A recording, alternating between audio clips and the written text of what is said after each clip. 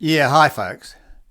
Now today I'm going to play you a video by Nana Mahuta in which she said the National Party introduced co-governance. And she's correct there. The John Key government introduced it back in 2008, which is only 15 years ago. And by doing so, she tacitly admits that partnership or co-governance was never in the treaty 183 years ago. It is a completely new, made-up concept. But first, I'll kick this off with Cross the Rubicon.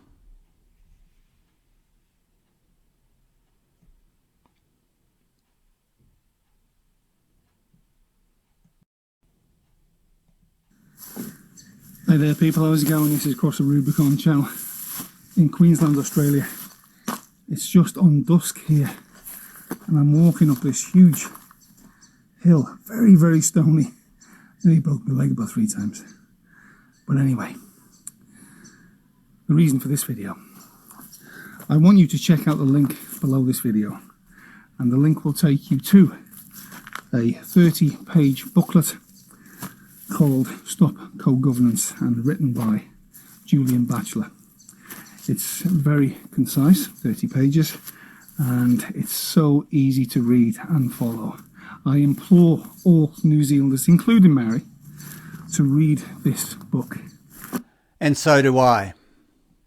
Because it details what's happened in New Zealand since 1840 and the key dates of key things that have happened that have made New Zealand so twisted today, where Maori elites, separatists, have made billions and billions and billions, while everybody else have been forking out to pay it. And there's no end in sight for what's going on, because corrupt politicians over many decades of Labour and National have been cahoots, and it's them non-Maori politicians. I believe this is what I believe. This is not in the book. This is my belief, that them politicians of old, including one that lives in Sydney right now, ex-National PM, their palms have been greased, giving huge payouts out in hundreds of millions, and just maybe, they're getting quite a few million back. That's what I believe. Otherwise they wouldn't have done it. But anyway, that's just my belief there. But I urge you, implore you, to take a look at the 30-page booklet. And here it is.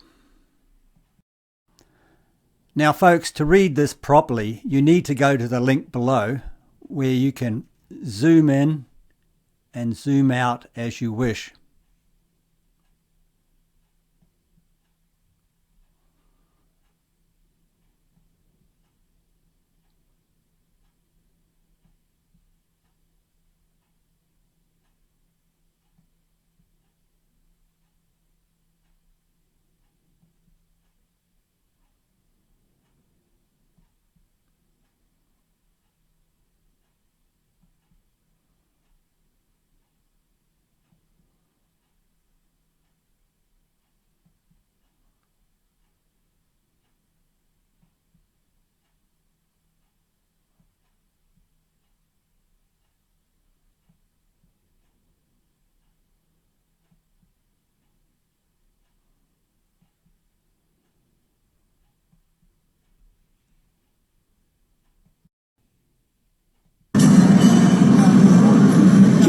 Here I am in Hamilton in Centre Place, sitting here nicely on King's birthday weekend, going through everyone that's got an honour for the great service that they've provided to our country to make New Zealand an awesome place to live and bring up children.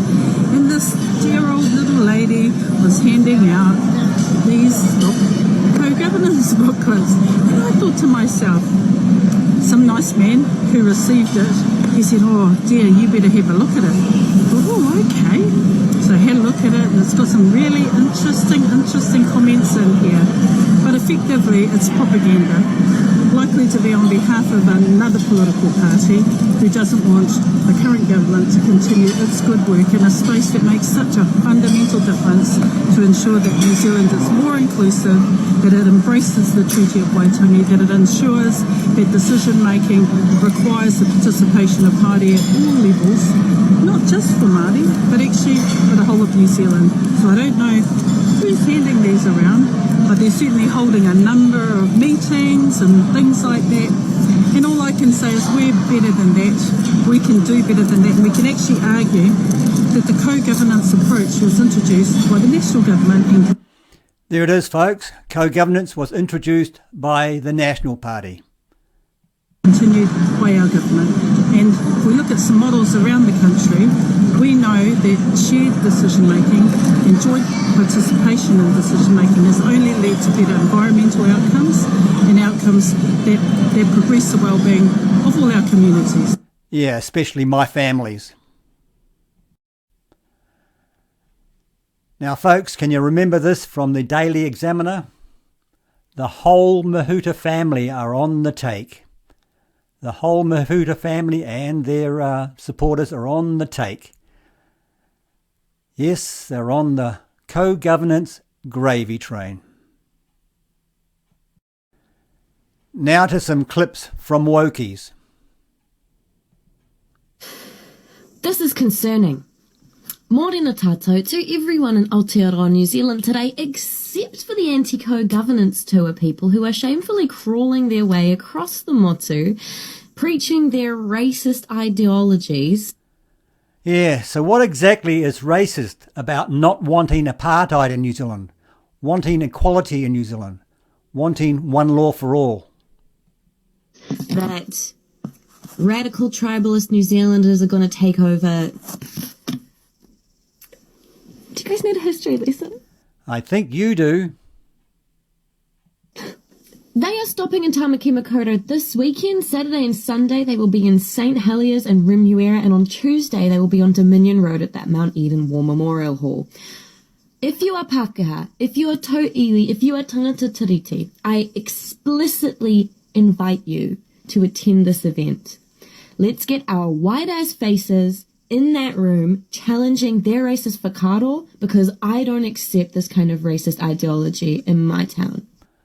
Wow, she's a typical fascist Wokie that wants to shut Julian down because she disagrees with him. Now, this is Matty Anderson, who has about as much Maori blood as I have, yet he identifies as Maori.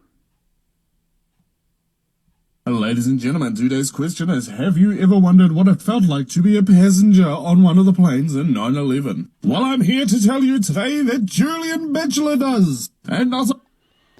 Yeah, now it seems trendy these days for Wokies to identify as Maori. Just like it seems trendy for young men, young Wokie men, to identify as women, so they too can fondle their breasts, or should I say implants.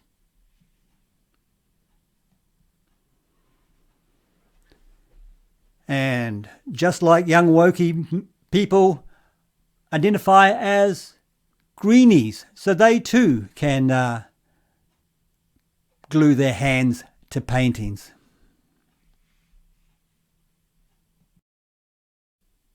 And not only does he fucking wonder, he feels like he is. That's right, ladies and gentlemen, Julian Batchelor, author of Evangelism, Strategies to Heaven and the War for Souls, and leader of the Anti-Co-Governance Tour of Aotearoa 2023.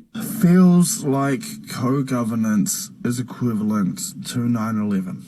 I can't even make this up anymore. But I thought to myself, there's got to be more to explain this perspective. There needs to be some kind of tangible necessity for these feelings. So we must find out who the man is. So I took a fucking lovely old stroll through his website, chap.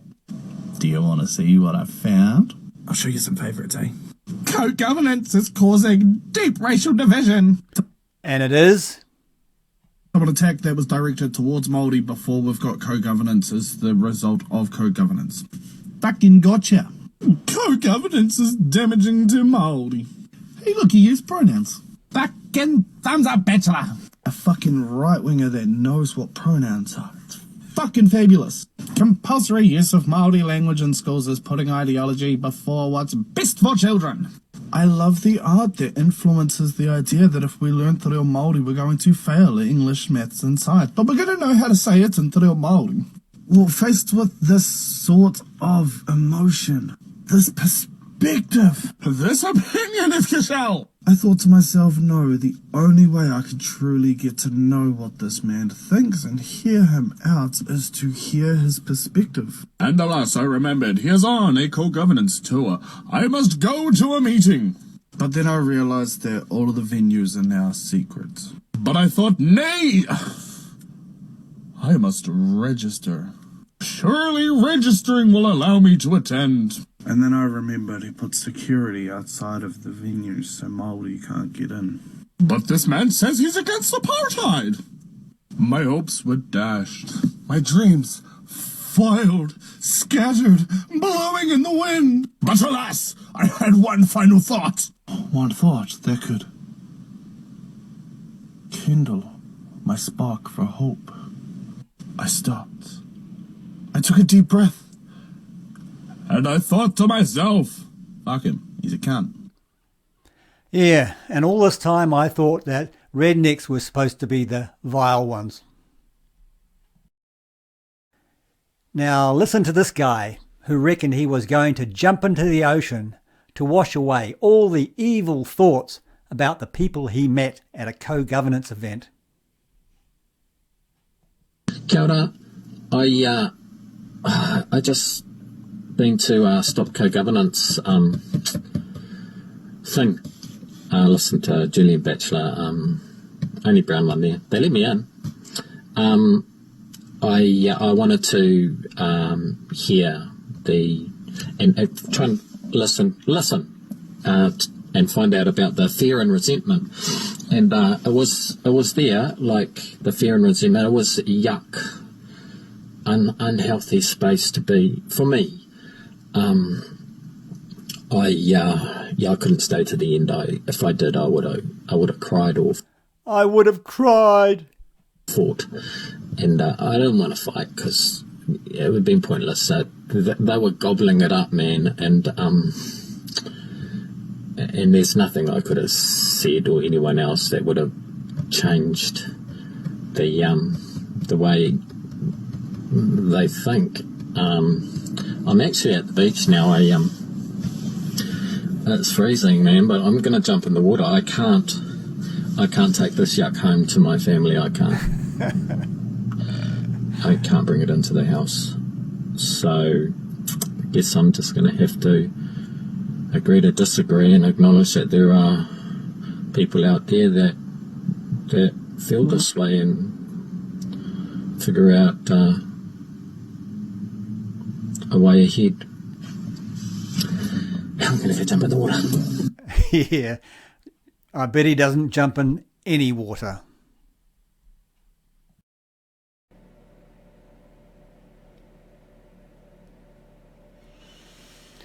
Yeah, now folks, I've just been to Julian's website and it seems to be shut down. Now I hope it's just a temporary issue because I do know they are trying to shut him down. Anyway folks, I've posted all the relevant links below, including Julian's ones.